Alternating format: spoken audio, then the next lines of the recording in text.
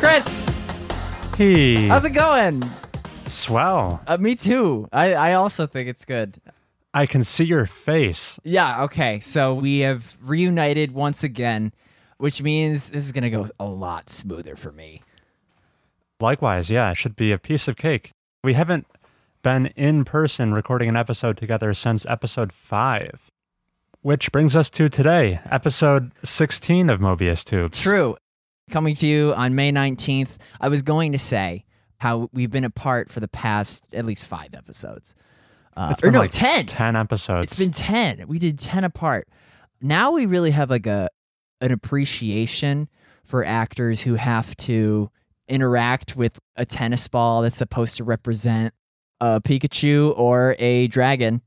Yeah, all those video game actors with the mocap equipment taped to their faces with all sorts of weird stuff going on that gets added in post-production.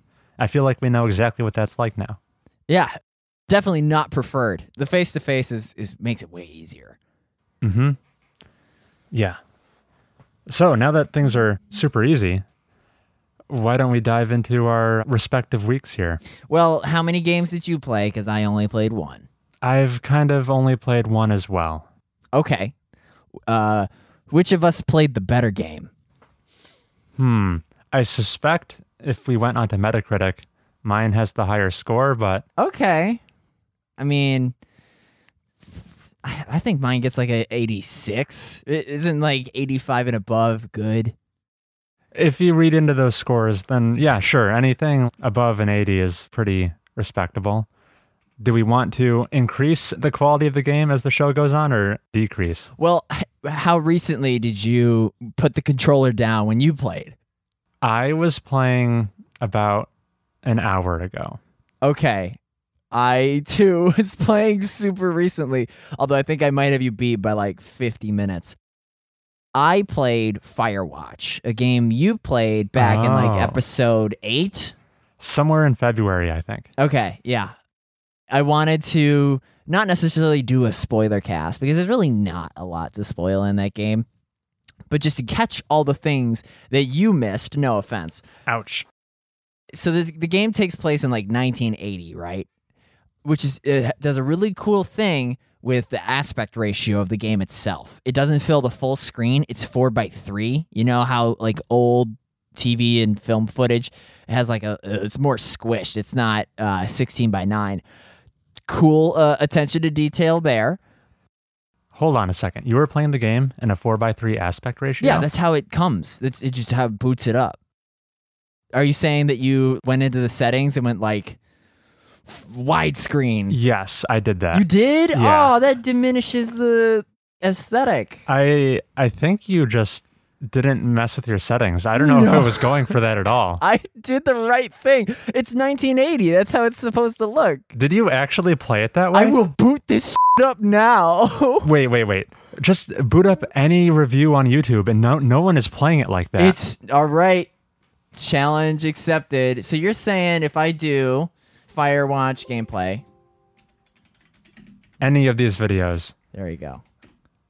I will bet so many Sonic movies that not a single one of these is being recorded in 4:3. Oh no, it fills the screen. No, because, okay, this is clearly adapted in some way. Now we have to go to the source. You can hear it, can't you? Or is that coming out of the TV? This is important. All right, so this is why. You see how it's 4:3, the resolution? So you can boop it up to 16:10. That's like what your Mac usually puts out. But clearly, given how 4:3, oh dang, there's so many resolutions. All right, I concede. But anyway. You played through the whole game in 4:3. As I believe the majority of people have. Is this a bit? Are you messing with me right now? No, this is the default resolution. Oh my gosh. My monitor is 16:9. Anyway, the importance of this is I appreciate what Campo Santo, the developers of Firewatch, did by adapting their game to fit the setting. Because you play as this guy in the beginning of the game, You ever watch that Rick and Morty episode where Morty plays Life of Brian? He goes into like a VR simulation of an entire man's life. And then when the character dies, it's like game over and he takes the helmet off, having lived through like an entire like 80 years. And Rick is like, oh, after you graduated college, you went to the carpet store? Boo, And then Rick proceeds to like go off the grid with the same character. In this game, you go through like the entire relationship with Julia, the Alzheimer's love interest. And it's like, wow, we are in there. You go from like the 20s to his 40s, the main character. This is probably my favorite dating simulator. Dating simulator? Well, what would you call this game? Like a walking simulator? No, it's dating. Typically in a dating sim, you have multiple options of romantic partners to pursue. Well, yeah, you got Delilah, who's the sexy park ranger in the distance, who you never meet, but boy, like the fires aren't what makes Firewatch hot. Ooh. Yeah, she's a disembodied voice, effectively. I liked Firewatch. It suffers though from a Obradinian ending. So it just kind of ends. You know what I'm trying to say? I know exactly what you're saying, and that is a common criticism, how it maybe is a bit anticlimactic from what has been built up in your head, where you think the story is going. I would have been so hype if like a life bar showed up at any point. Just like 80% of the way in, because you've been lulled into this. The only exciting thing you're going to have to do is tie a rope around a brick and then scale down a cliffside. I wanted some level of action, even though it would have compromised all of the dramatic tension it had set up at that point. As you were playing through it and the mystery evolved, on how many different occasions did you feel you had this mystery figured out? I was formulating the reality of the big twist. I just didn't know whether or not it was... at no point did I suspect that Delilah was in on it. And when you go to her tower at the end of the game and put on her headset, it's like, I've been lying to you, Henry. Like, it was all me. Wait, that actually... Is that part of the story, or no, is that I'm something saying off that the... I'm saying okay. that I was more on the nose with the mystery of this game, and I wasn't speculating of like, oh, maybe Ron and Dave are in on it, the side characters. I think I was down the right track. Let's get back to the dating sim part. Okay. So you played Yakuza. Yeah. How does the dating in this game compare to the dating in that game? Let's see. Can't you, as Kiryu, right, the main character, right? Kiryu Kazuma, yeah. Yeah. Aren't there like QTEs where you can do online dating? I know there is an option to like visit a telephone service place where you can pay to talk to presumably attractive women over the phone. I've seen Twitch clips of this where it's like you do all the button prompts right, and he literally says like, it's growing, and she's like, what? And you would do like, my passion. It's just as fun as that is. This game, which might as well be a book, honestly. Like, I connected with the same feelings when I was reading like Catcher in the Rye or The Fault in Our Stars. I've only read 2 books. When you're watching the June fire burn in this game, boy, does that like... Another dating simulator that I've played is The Walking Dead Season 3. You are playing fast and loose with the term dating simulator. Are you saying that there's like this genre? I mean, to say that it is closer to a Stanley Parable than like a young adult novel is ludicrous. There's way more in the relationship between Delilah and Henry than there is like Stanley went to the door on his left.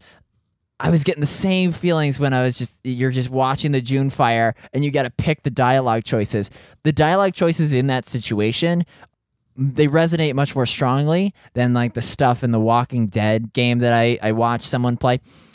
That one, you literally steal your brother's girlfriend. So this stands alone You're looking at me like I played a different game. Well, when you open this conversation saying you played it in a 4:3 aspect ratio, I kind of... All cards are off the table. Yeah, all cards are off the table. Anyway, Firewatch, 6 out of 10. If you liked The Fault in Our Stars, play this game. Okay. Yeah, I'm just at a loss for words. I don't even know how to talk to you about this game. What did you name the big fire that broke out? The June fire. Okay. Because I tried to name it Delilah, and she was like, "Oh, that's sweet," but no. I don't even remember what I called mine. What was there a third option? The Flapjack fire. Ah, yeah, that's what I went with. Oh, classic Chris getting the ladies with the jokes. Can't wait for the sequel. Oh yeah, the Are you serious? I mean, in the Valley of the Gods. It's made by Campo Santo, but Okay. it's unrelated to Firewatch. Is it a spiritual successor though? Same perspective, same kind of two-character dynamic, but this time they're by your side in the flesh and blood, and not just over the radio. Your partner. I mean, you give me dialogue like the kind I was listening to in Firewatch, and I'll pay $20 for that game.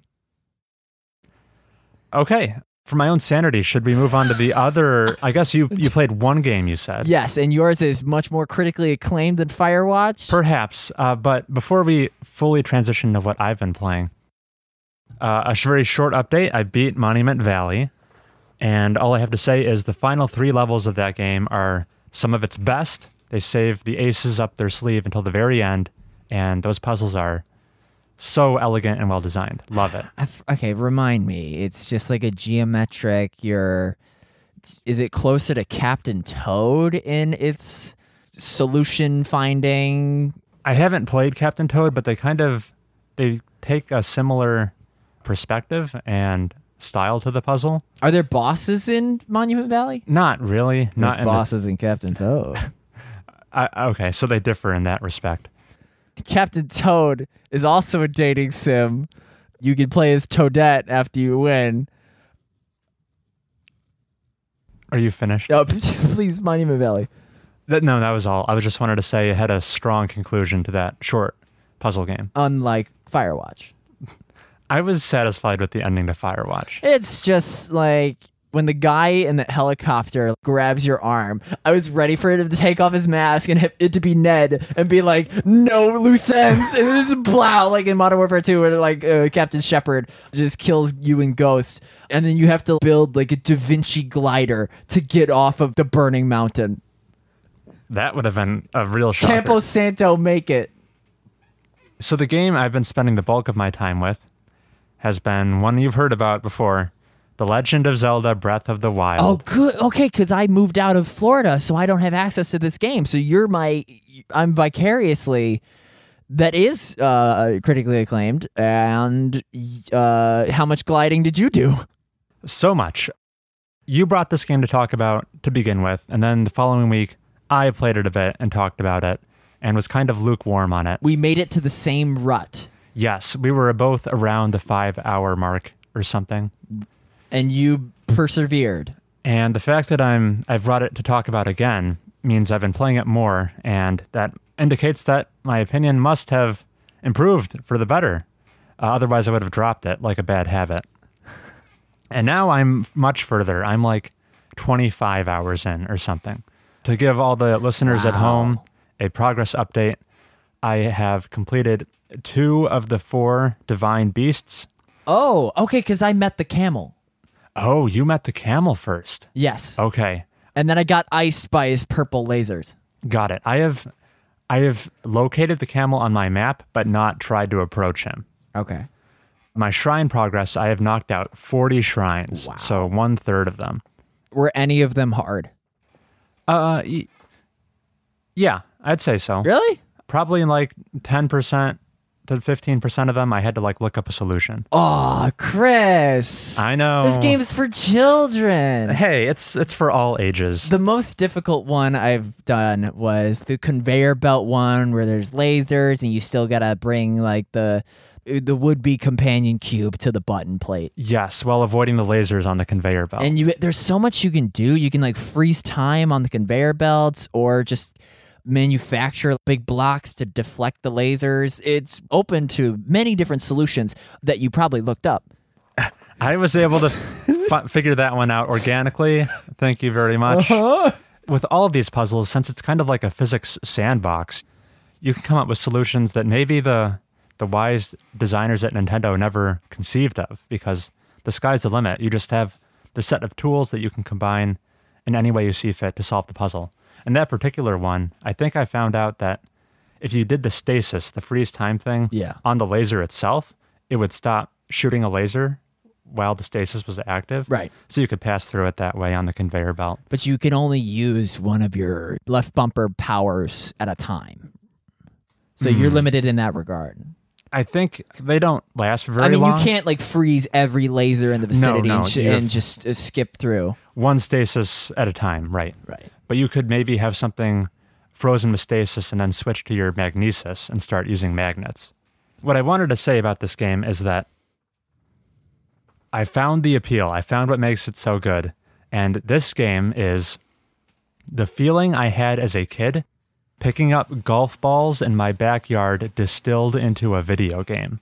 Let me explain what I mean by that. Okay. So I live in like a semi-rural area. We've got like a pine tree farm all around our house in the backyard, a bunch of open land. And my dad, as a kid, he would like to drive golf balls out into the wild area for practice. We had our own personal driving range. Across the road?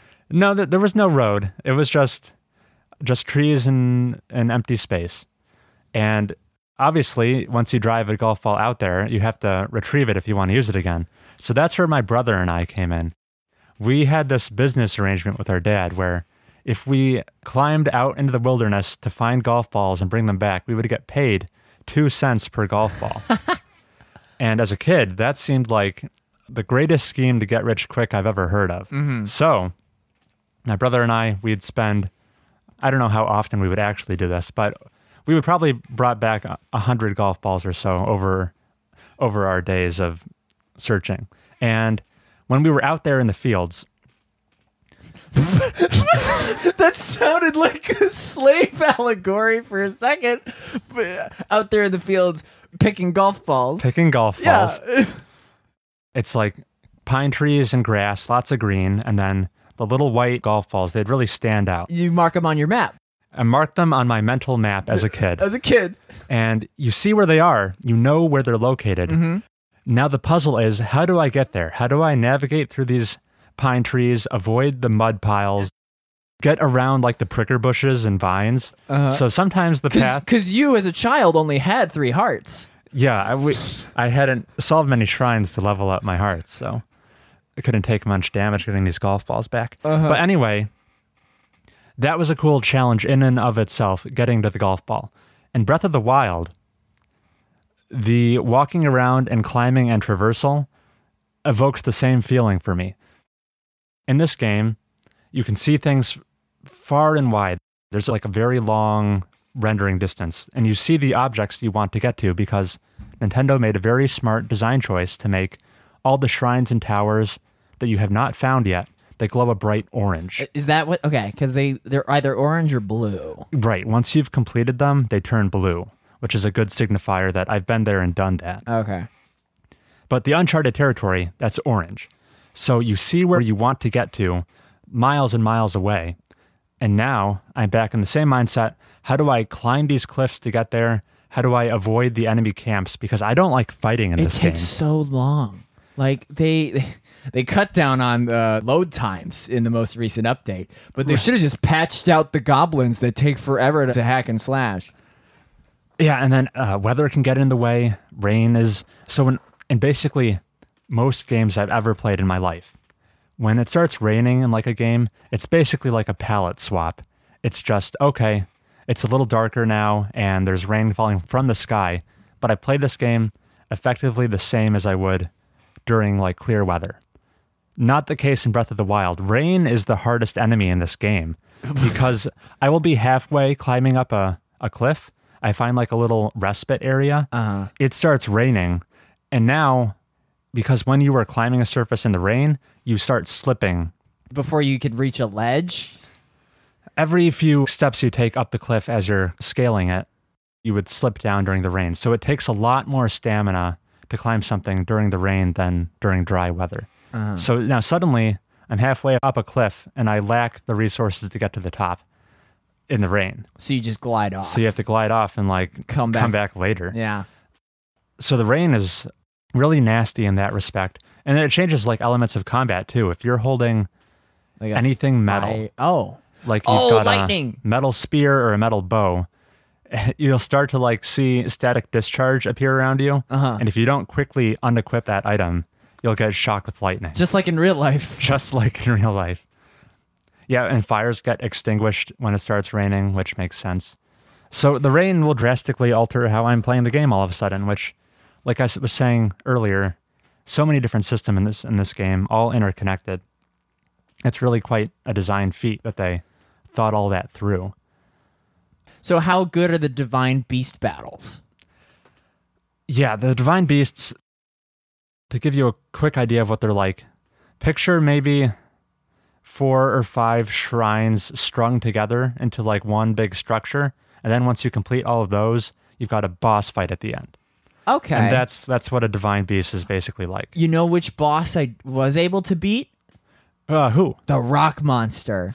Basically just like the Mesa guys who have like a very special gem on their back that you just wail on. They don't drop anything good, but it was fun. I happened upon them when I was trying to like climb a ladder. I really liked those battles. I have encountered those guys. I haven't found them recently. I found them early game and was too scared to take them on, so I ran away. Which is fair. Like the weapons are the weapons in your stage of the game actually doing damage? Yeah, they're fairly durable. I mean, obviously they still break. So as I was saying, I think I figured out why my initial impressions were so mixed playing this game. And that's because all the areas I'm used to like enjoying from an open world game, all the aspects that I think make them worthwhile and worth playing, I feel like Breath of the Wild is weak in those areas, and all the things I'm used to open worlds doing kind of poorly, it excels in. I've got a comparison to illustrate this fact. Let's talk about Assassin's Creed Origins briefly. Just because on surface level, Breath of the Wild and Assassin's Creed Origins are 2 big open world games that came out in 2017 where you play a male protagonist with a sword, a shield, and a bow and arrow. One has considerably more captured women. One frees a lot more people than the other. Yeah. Are you saying that like the fighting in Assassin's Creed is like actually, you're not like actively avoiding bandit camps, the equivalent of? I'll get into it. So surface level, these games have a concept that's very similar to one another, but then they execute on it so very differently. Let's talk about the most basic first impression you ever have, and that's what the game looks like. When I'm playing AC Origins, this beautiful rendition of Ptolemaic Egypt is like a treat for the eyes. I'm playing it on a PC, max settings cranked, 1440p resolution, have a rock solid 4:3 aspect ratio, 16:9. Thank you very much. Solid 60 frames per second. It's a visual spectacle, really. It's like one of the prettiest games I've seen. Breath of the Wild is pretty. Everyone said so. And then when I transfer from that to Breath of the Wild, but you don't like cell shaded? It was a rough transition for me. Obviously, the Switch is a weaker piece of hardware. It's a portable game, so there are concessions that need to be made. This is also a game that released day and date on the Wii U, so it's basically a last-gen product. It's a launch title. It's a launch Switch title. Yeah, which is why like characters don't look great, but like you know, freaking the mechs or like the ancient machines, Guardians. Those look great. Nintendo's art design goes a long way in like alleviating this problem. They've got beautiful art, but it's just the resolution. Some of these textures and resolutions look so washed out to me. and muddy and unimpressive Jeez. coming from something as crisp as AC Origins. You sound like a Crisis player.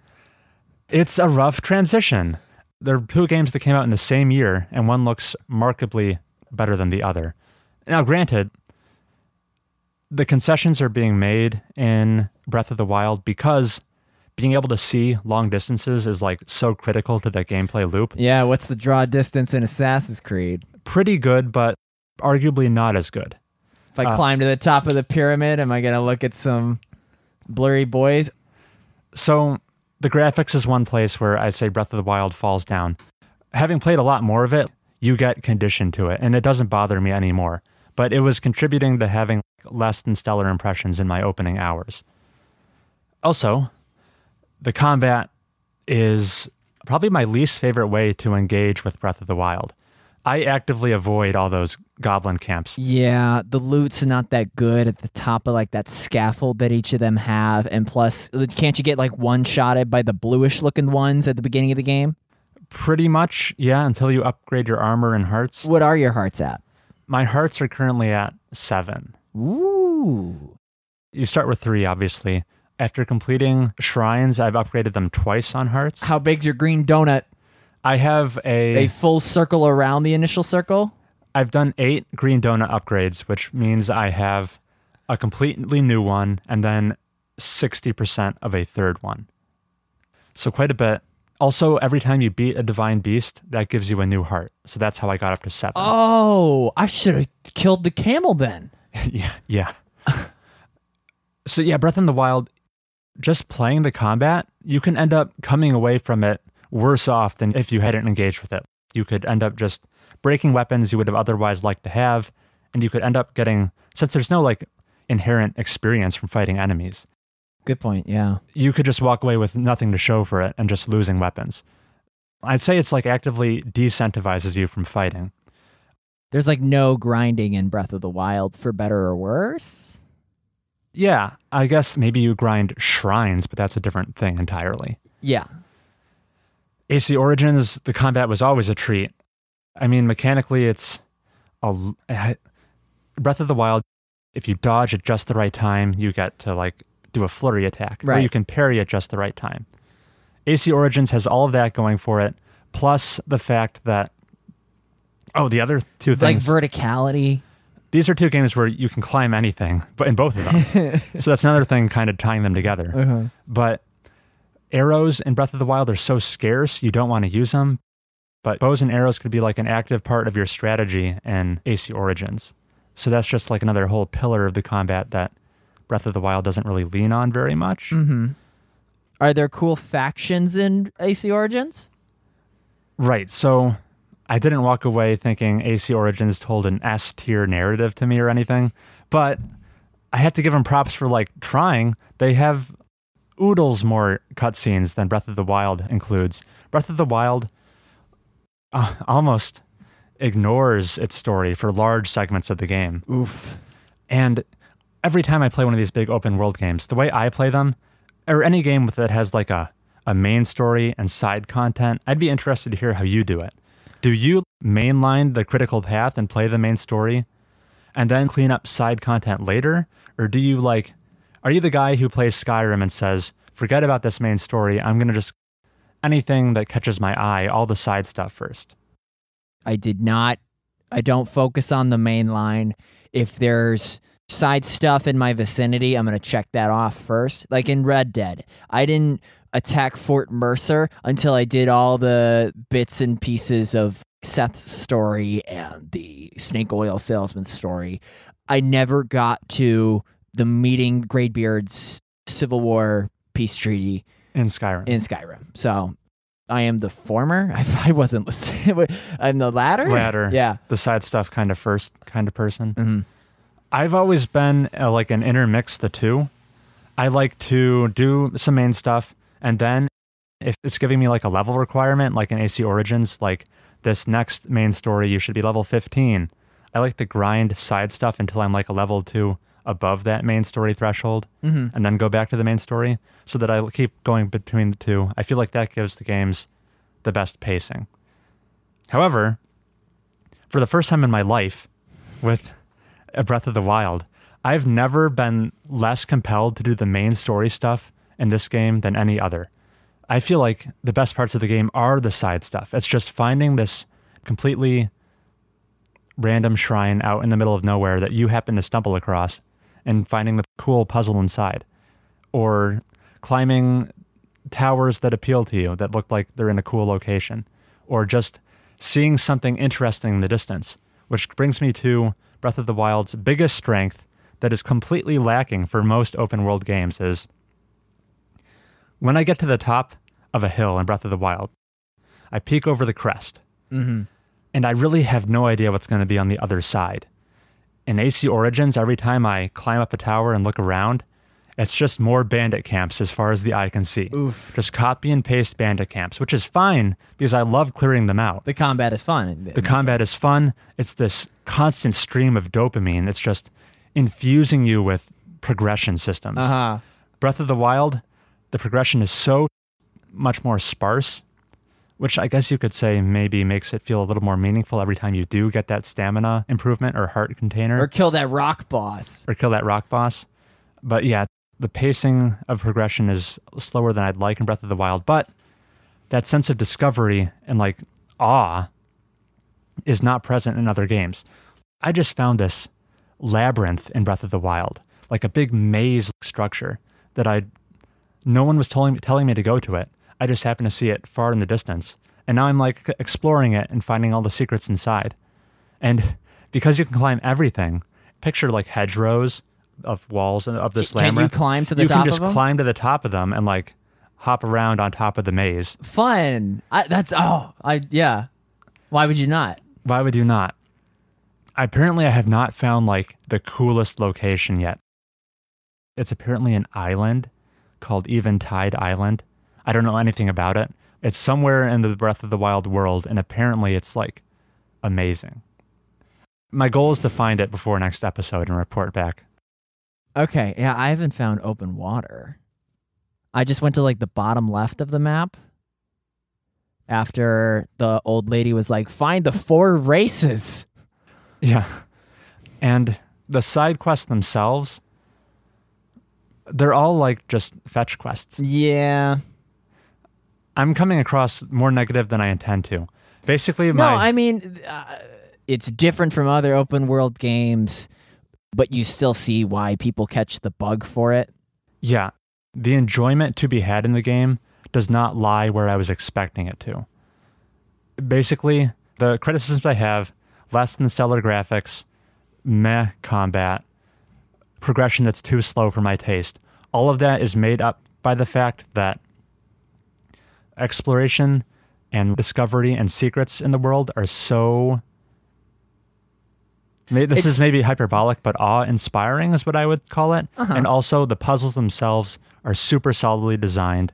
There's not a single set solution for each of them. You have a wide variety of tools at your disposal to solve them. It sounds like we need a Chris RPG triangle. You know how it's like pick 2, where you have stellar graphics and like visual style, deep functionality and variability, and then compelling main story. And it's just pick 2. You can't have all 3. Right. In Breath of the Wild's case, I'd say it's pick 1, but then just do it incredibly, incredibly well. Okay. So that it almost makes up for the fact that... It's a monolith. Yeah. That's Breath of the Wild. It's unlike... Yeah. Last good thing I'll say about it. AC Origins, I'm not going to come out and say it's like the most unique thing in the world. Those kind of open world checkbox games, they're a dime a dozen. I don't know if I could point you towards anything else that could give me the same feelings Breath of the Wild is giving me. It's kind of one of a kind, I'd say. They dialed in on that one aspect. And executed it. Great. That's everything I've been playing. Do we take a break now? I think so. All right. And when we come back, we'll have hot news stories for you. Stay tuned.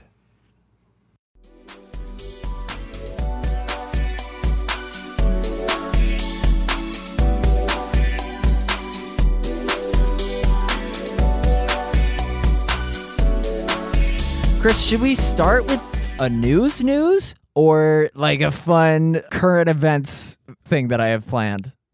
I like the sound of current events thing that you have planned. All right, Chris. So tonight is the series finale of Game of Thrones. Yes. The most popular TV show of the decade?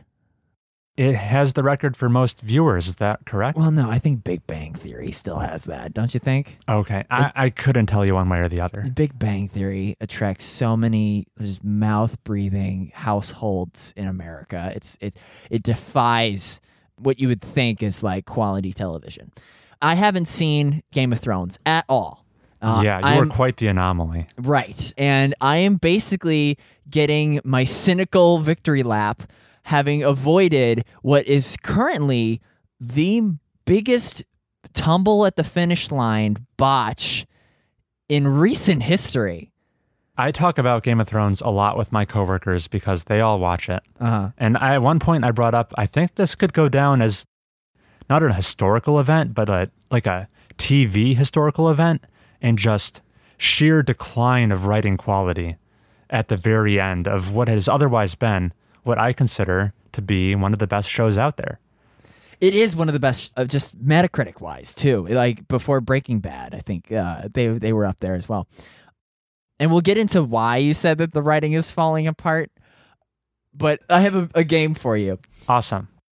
Are you familiar with a Magic 8-Ball? Yeah. You know how it has, like... a certain number of responses that you shake it, and the isohedron in the center it gives you like a affirmation or rejection. Right. Yeah, it gives you a possible answer to your question. So let's rewind the clock and imagine that I, Heath, am holding you a Magic 8-Ball and am asking about the Game of Thrones as a series. Okay. You have a list of the responses. How many responses are here? Like 20, I think. Yeah, I've got 20 different options to choose from here. So, and why don't you not repeat the same ones? Sure, I'll keep them fresh. Yeah. All right, so when did Game of Thrones start? Like 2008? The first season came out in 2011. Okay, so here I am, sitting in my room, hearing about this Game of Thrones, and I ask, Magic 8-Ball, will characters noticeably shift their motivations to cater toward the ending of the series? Without a doubt. Will locations that previously took full episodes to travel between seem to converge as the series goes on so that interactions can happen sooner? You may rely on it.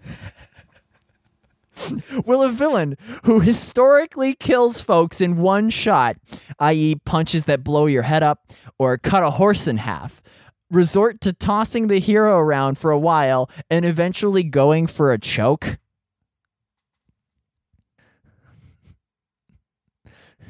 Is this ball broken?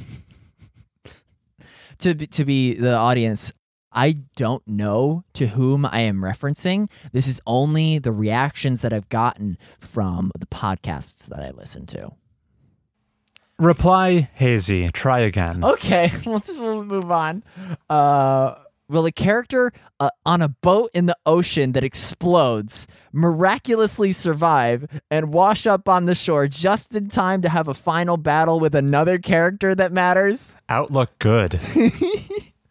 Will a character being hunted by her rival, who she knows has a weapon exploiting a vulnerability of hers, simply forget he's lying in wait with that dangerous weapon and suffer heavy losses thanks to a chance lapse in memory? Most likely.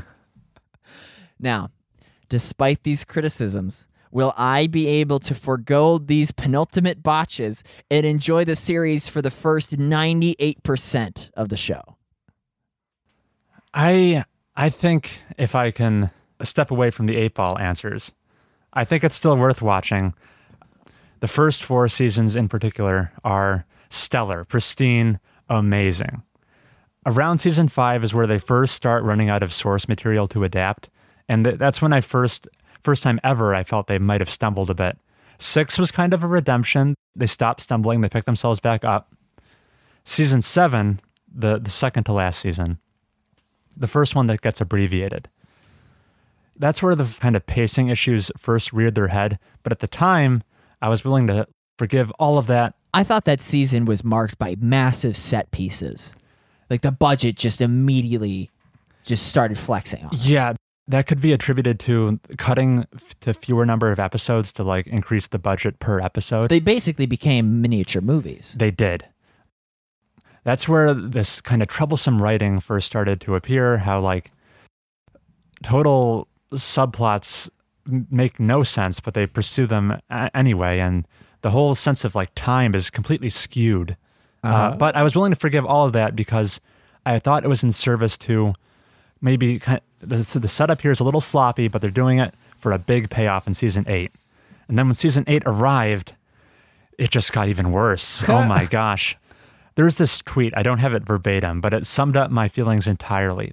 He said, "I've never seen such high quality cinematography, acting, high budget, wonderful film production ever set to such piss poor writing as this." So everything about the show is up to this ridiculous caliber, except for the writing at this point. I'm starting to wonder if I would have been happier not receiving an ending. Oh, and leave it as like a Twin Peaks where it just kind of ends, or like a Firefly. Are those shows that kind of don't have a resolution? I can only speak to Firefly, how it only got the one season and then kind of left a lot of things hanging. Or something like The Matrix, where we could have done without the third and second movie. Or the Star Wars, we could have done without the prequels. Yeah. This show is huge. It has such a massive audience. At this point, I feel like all allusions to like subtlety and nuance are gone. It's just pandering to like the lowest common denominator. Big moments that are devoid of any meaning at this point. Characters have to win because they're popular. Here's a worth mentioning.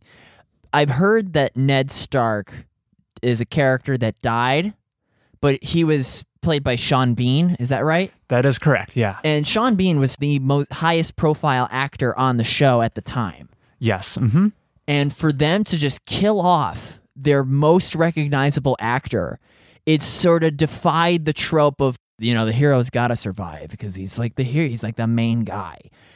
And for them to kill off that character, it's like, oh, all bets are off. But with this current writing crew, you can envision a world where someone would have swooped in and saved Ned Stark at the last second, you know, so that he can have the big battle. There's definitely like an uncharacteristic amount of plot armor present in this final season. It's not even that this final season where it seems like the final episode airs tonight, for context, everyone. I have not seen it. Get your popcorn. Where it seems it's going, I'm not even that upset with where it's ending up. It's just how they arrive there at the end was so messy and nonsensical that I can't even enjoy the ending. It doesn't feel deserved. The two show writers, D&D. D&D. They're getting a Star Wars. They're getting a Star Wars, and when does that start? So HBO in 2020 is on the record. They wanted more seasons of Game of Thrones. This wasn't like a budget issue. It's the writers. Yeah, here I am, HBO, writing a blank check. Here, D&D, please take it. Please take it. The writers were sick of the show, and this season just screams of them. This is like the fastest possible way they were able to wrap things up. They just went for that so that they can now go and direct Star Wars. Oh, that's your suspicion? That's my suspicion, because nothing is getting the time it deserves anymore. That's sad.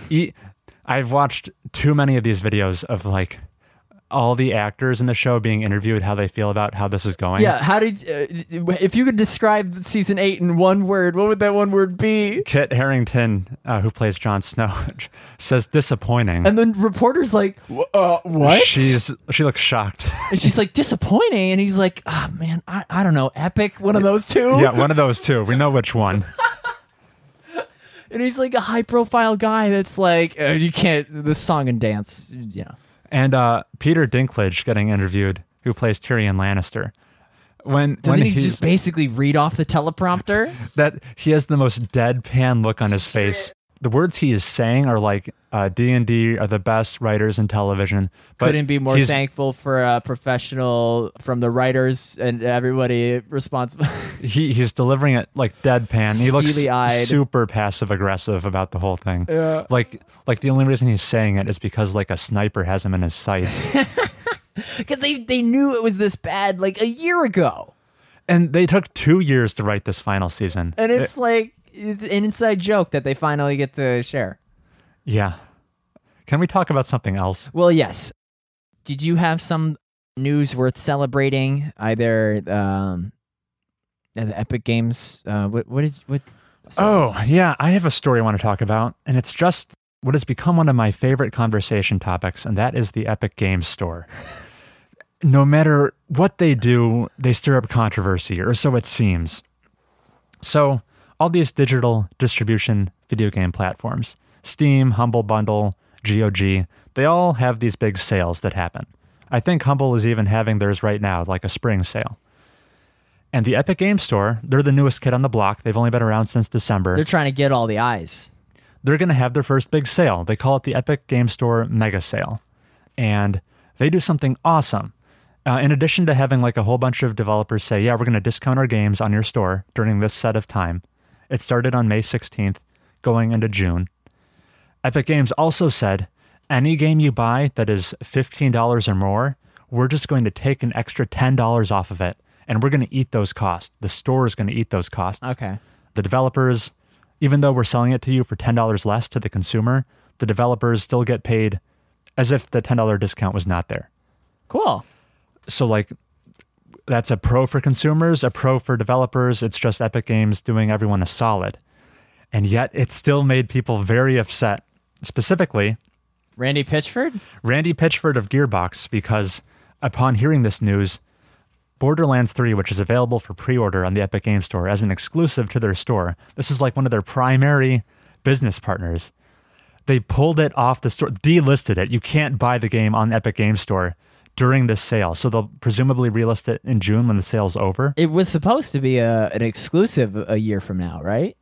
When Borderlands 3 comes out in September, it'll be only available on the PC for 6 months on the Epic Games Store exclusively. Right. So they pulled it. And also, they're not alone. Paradox Interactive, who is coming out with Vampire the Masquerade Bloodlines 2, which is available for pre-order, they delisted their game as well. And some less notable examples too, like No Oxygen included. So, I like that game. So what's going on here? Basically, Epic Games thought they had the right to like devalue everyone's product without even asking them because they were going to cover the cost. Right. Which, I mean, maybe you can make that assumption, but monetarily it made no difference. Monetarily it makes no difference, but it's how it looks, I suppose.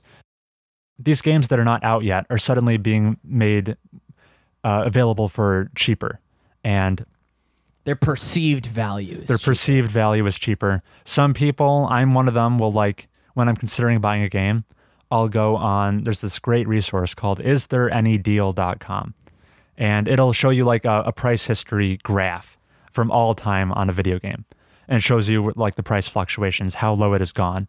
And some people, once they see that a game has already been discounted to $50 and now release day is here and it's selling for $60, they'll say, oh, if it's already been down to $50, I'll just wait for it to dip to $50 or lower again instead of buying it at $60. So that's I'm kind of a reasonable expectation.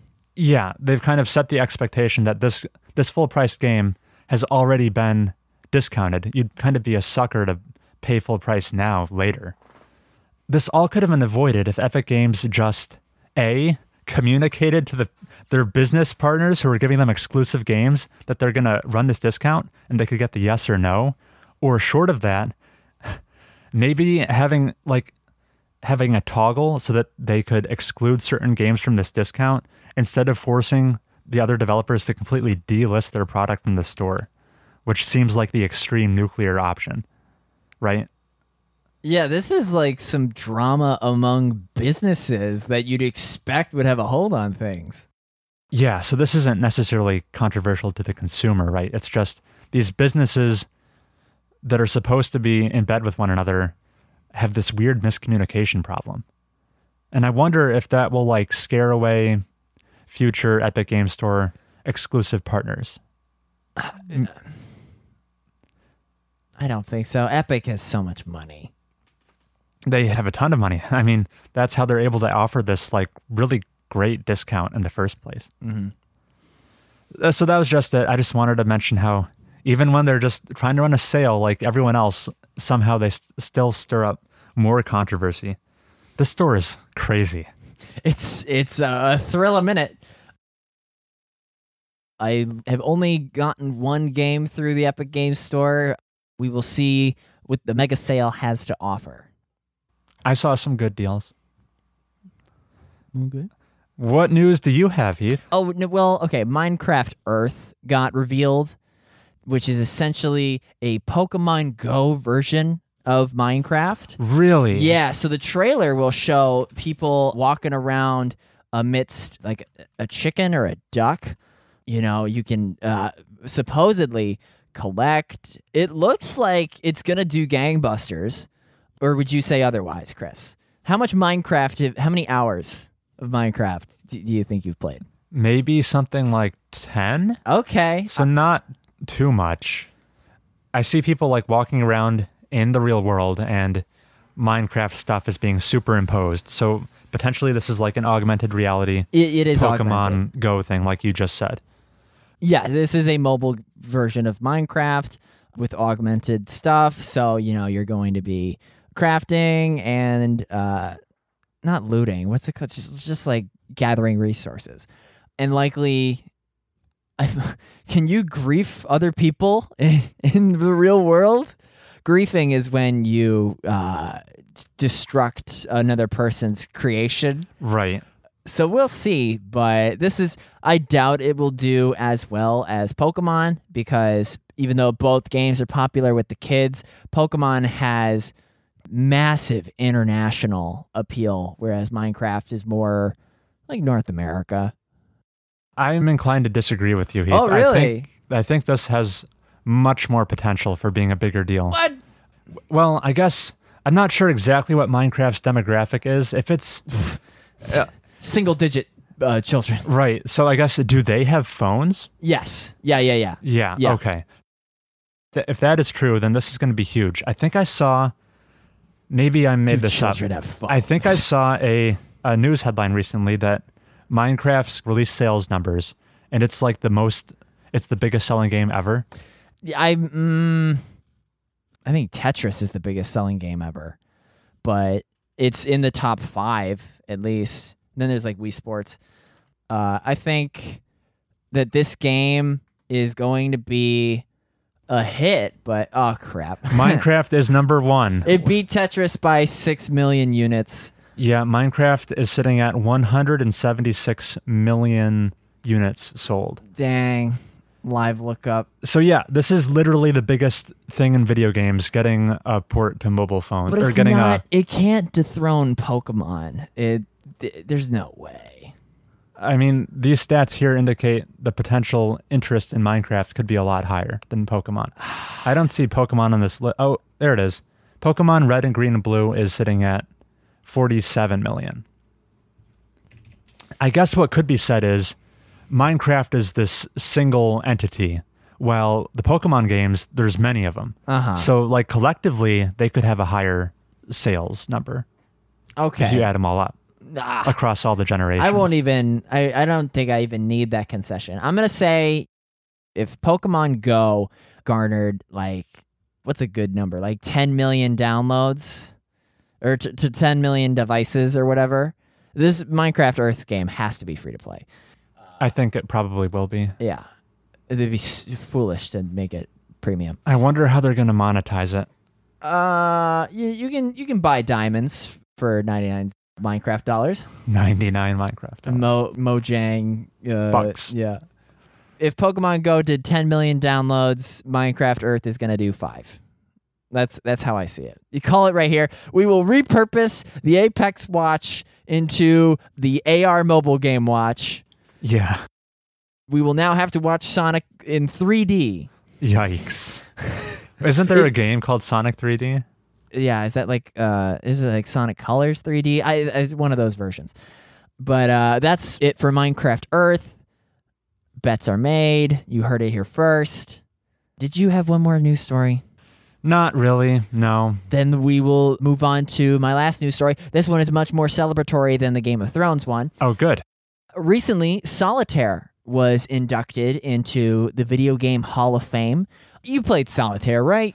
I have no idea how to play Solitaire. Are you kidding me? So we're talking about the game you play with like a 52 deck of cards? Yes. You pair, you're basically just assembling suits from a randomly shuffled deck. It's the game of choice for senior citizens. It's PvE. You fill up the decks at the top left, and it's kind of fun. You just it's a puzzle game. Solitaire was recently inducted.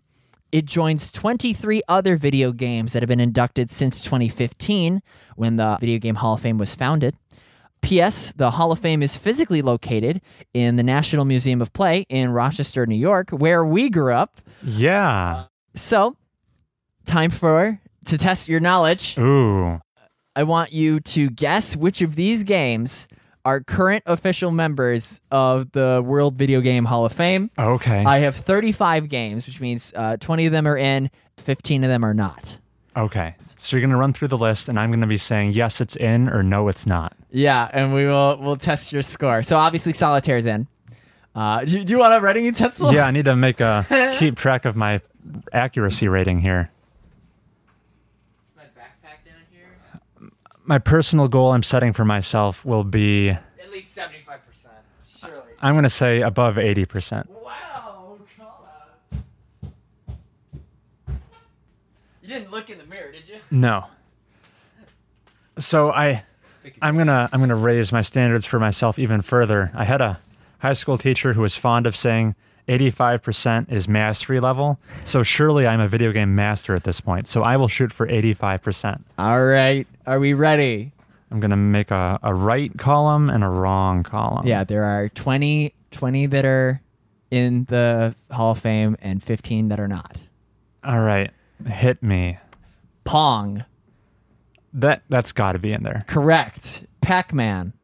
Got to be in there. Correct. Pokemon Let's Go Eevee. No way. No, absolutely not. It'll get more difficult. Correct. World of Warcraft. Yes. Is in the Hall of Fame, yes. Wolfenstein 3D. Probably. You can ask the release year. Okay. Is 1992. I'm going to say that is in there. Incorrect. Ooh. It is not yet a member. Okay. Call of Duty, the original. 2003. I'm going to lay over Who Wants to Be a Millionaire music. Yes. Is not in the Hall of Fame. Not yet. It was nominated. Okay. But it's not a finalist. Donkey Kong. Okay, so like the one with Jumpman and Pauline? In 1981, yes. Pauline is the princess. Yeah, it's in there. It is. The Legend of Zelda. Oh, the first one. Yeah, definitely. It is. Super Mario Bros. Of course. Super Mario Kart. Not in there. Is in there. The 1992 original Super Mario Kart. You did me dirty, Mario Kart. Mario plus Rabbids Kingdom Battle. All right, there's a softball. That's not in there. Correct. Sonic the Hedgehog. In there. Correct. The 1991. Metroid. In there. Incorrect. Has been nominated, though. Minecraft. Yeah. Incorrect. Ooh, this not is... yet I'm a member. falling apart at the seams here. Mortal Kombat. The original 1992. In there. Correct. Halo Combat Evolved. Ooh. Would Halo be in there and Call of Duty not be in there? Released in 2001.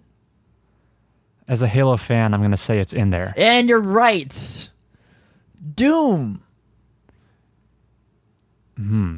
What was the answer on Wolfenstein 3D? Not inducted. Oh. So okay. So Wolfenstein 3D is kind of like the precursor to Doom. Correct. Doom came out a year later, 1993. And I guess you could say, well, Doom wasn't the more innovative one. It's the one that popularized it. So is that enough to get it in while Wolfenstein 3D got snubbed? I'm going to say it's in there. Correct. Yeah. Tetris. Definitely. Tetris 99. No. Also correct. Dark Souls. Ooh. I feel like Released it's probably in 2011. deserving to be in there, but I don't think it is.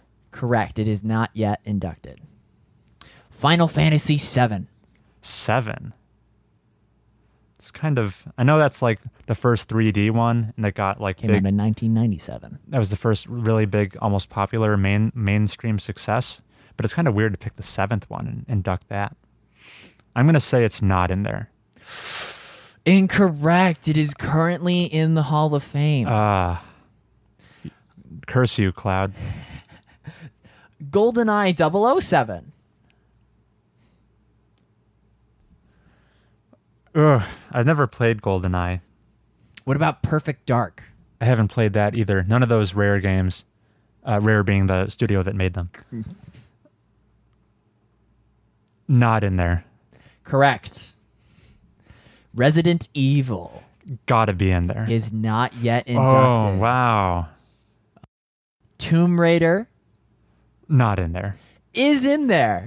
Tomb Raider was inducted in the I think class of 2017. What's the committee like for inducting these? It is. I'd have to look it up. The games are nominated by an international committee, and then it's narrowed down to like the finalists, and then each year about like maybe like 5 or 6 games get in. It's got to be like the Museum of Play board of directors or something. Okay. But it's only taken down from a pool of nominees. I can show you all the nominees after this. Tomb Raider was in. Hitman Blood Money. No way.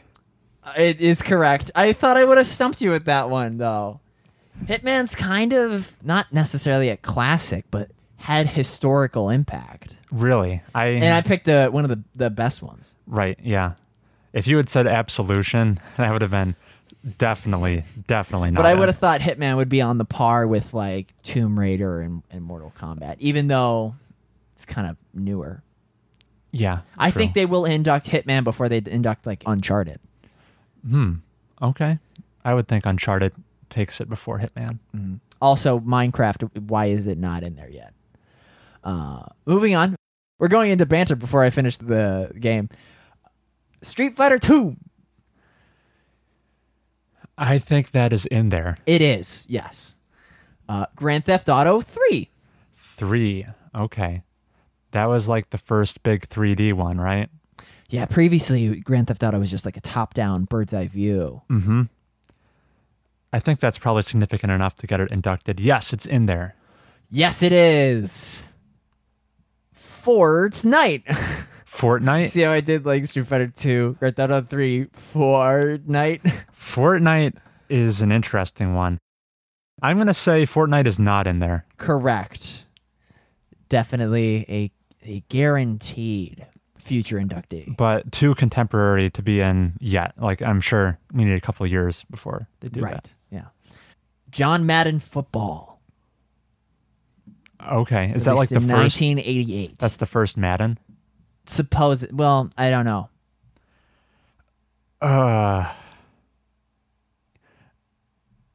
So I'm assuming all the ones that are... Oh, I should have read the criteria for the Hall of Fame. Yeah, you probably should have. Is the game widely known and remembered? Has its popularity endured over the years? And did it influence not only other video games, but society in general? So that was, you could have guessed that at the beginning of the game. Your results are not invalid. Right, yeah. I kind of knew what I was working with here. Uh-huh. So all the ones that are not in there, you've come up with, I'm guessing. Correct. Yeah, I planted Minecraft and Fortnite. I don't think you'd come up with this first Madden one, so I'm going to say it's actually in there. Correct. Wii Sports. Oh, that's 100% in there. Not yet. Really? It's not yet an inductee. I was so confident. You know, I paired the sports games together. Sid Meier's Civilization, the original one. 1992. In there. Incorrect. Ah. Rome Total War. To say that Rome Total War is in there while the original Civilization is not, I feel is a ballsy move to make. But I'm going to say that Rome Total War is in the Hall of Fame. Incorrect. Oh my gosh. I gotcha. How many hours of Total War have you played? Over 100. I'll be real with you. I went to your Steam account and I scrolled through a few of them. Wow. Just to see. That's where I came up with Rome Total War. But Civilization has been nominated.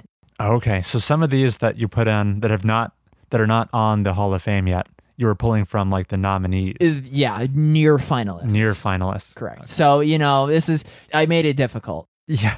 But you've done, this is hard. I'm not doing very well, but you've done. Everyone is giving you the benefit of the doubt, though. Sure. Colossal Cave Adventure. What is the release year on that? 1976. Okay. Well, there's no way you would have pulled this to trip me up, so it's got to be in there, right? Yes. Yeah. It is a text-based video game. Oh. Like that of Zork. Zork. Yeah. That's the one you know of. That one not nominated. I could have stumped you with that one, maybe. You could have, yeah. I would have taken the bait like a chump. But I already took you to town with my... Wii Sports. With my false positives.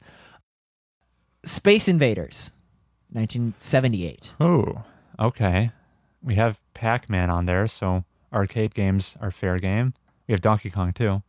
Space Invaders is pretty big. I'm going to say it's in there. Correct. And lastly, the Oregon Trail. That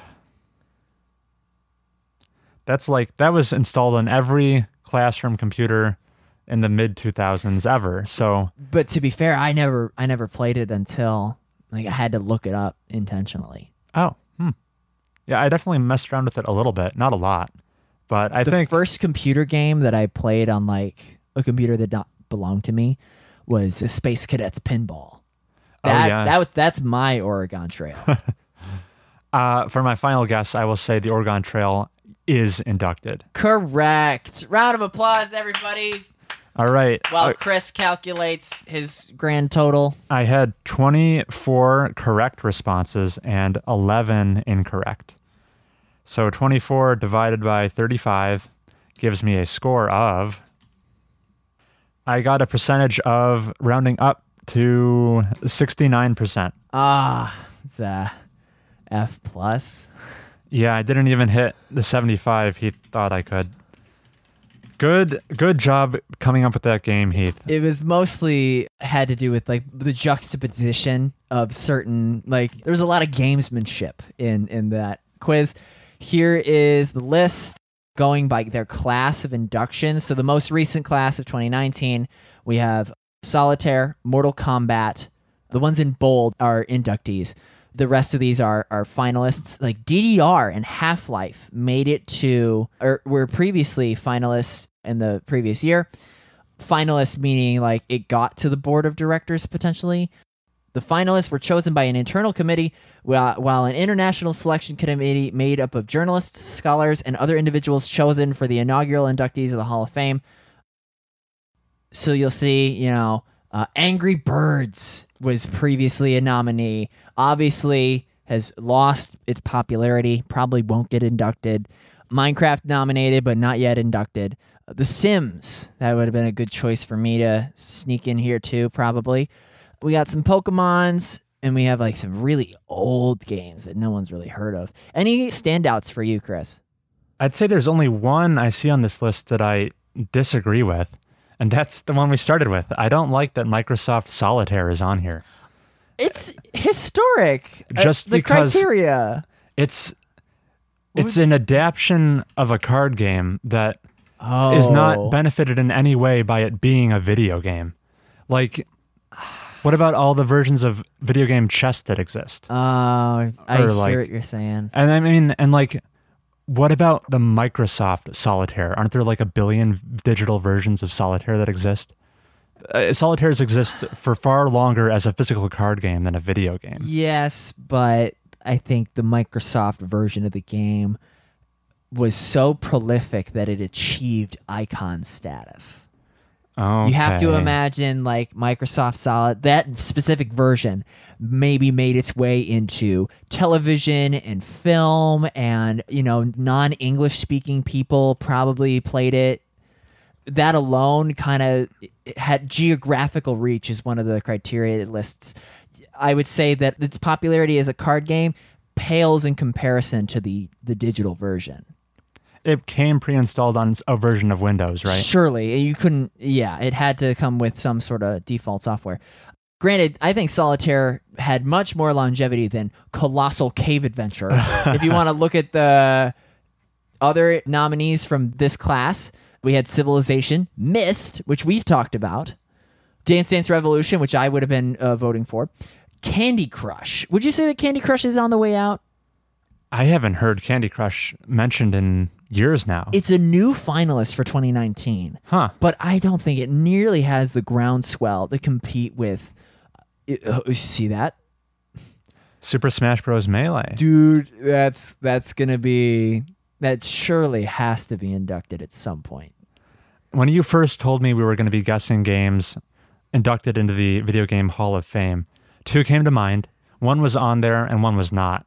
I thought for sure Tetris was going to be there. Uh-huh. And I also thought Shadow of the Colossus was going to be on there. Ooh. Yeah, by Team Eco. Also made... the bad box art. They also made... Right. Yeah, that game is just called Eco. And then also The Last Guardian. Yeah, like this is one of the leading games that spearheaded like the video games are art debate. And I thought for sure it would be... I'm sure it'll get a nomination sometime down the line. Yeah, safe to say. Well, thank you for playing, Chris. You performed well. I think everyone is in agreement on that. Any games you would consider nominating for the class of 2020? Obviously, Fortnite would be my number one. Minecraft was previously nominated, but it deserves further.